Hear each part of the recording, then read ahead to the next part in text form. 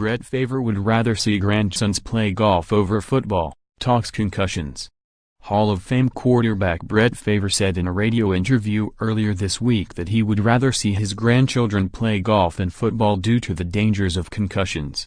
Favre, who produced a documentary on concussions that will premiere Thursday night, told the Rich Eisen Show that he dealt with the effects of head trauma regularly during his playing career and called it a scary issue for the future of the sport. "I got 3 grandsons. I'm not going to encourage them to play football, I'm not going to discourage them, but I would much rather be a caddie for them in golf than watch them play football," Favre said on Tuesday's show. "And that's crazy. People say, I can't believe he would say that.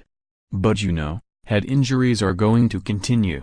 The quality of player is only going to go up, and that means concussions are not going to get down. So it's a scary issue." In a separate conference call Wednesday to promote the short documentary, which is titled Shocked, a hidden factor in the sport's concussion crisis, Favre revealed that he played through a concussion in the 2009 NFC Championship game against the New Orleans Saints while he was a member of the Minnesota Vikings. "In that game, there was some head ringing. There was some fogginess," Favre said in response to a question from a Minnesota radio station. "There were 2 times in which I was hit by Darren Sharper late. He lunged at my head, and both of them were pretty devastating hits, but I stayed in the game. One they threw a flag, one they didn't. But yeah, if head ringing or fireworks going off is a concussion, yeah, I did have that. The game itself is violent.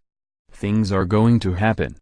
But that game in particular was probably the most violent that I've ever experienced." Favre's documentary, in which he is both one of the subjects and the executive producer, looks in part at concussions that result from head-to-turf collisions.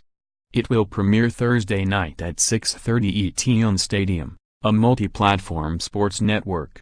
Favre, who starred for the Green Bay Packers among stints with 3 other teams, is now 48 and has not played since 2010. He said he deals with occasional forgetfulness but isn't sure whether to attribute that to old age, lingering effects of head injuries or a combination of the two. More, USA Today Sports NFL experts choose NFL MVP, Rookies of the Year and other awards more. Oakland Raiders penalty needs to be severe if team violated Rooney Rule. "I couldn't even tell you how many times my ears were ringing. I saw stars, a little fogginess," Favre told the Rich Eisen Show. "That was pretty much every time I got hit, or my head hit the turf. And I'm sure most players could say that. What we're finding out is that's as bad, if not worse, than the knockout blow." Favre said earlier this year that he's considered trying to become a coach or general manager in the NFL. He has also served as a high school assistant coach in Mississippi since retiring. Contact Tom Shad at caddie@usatoday.com or on Twitter at Tom_Shad. Photos, Brett Favre through the years.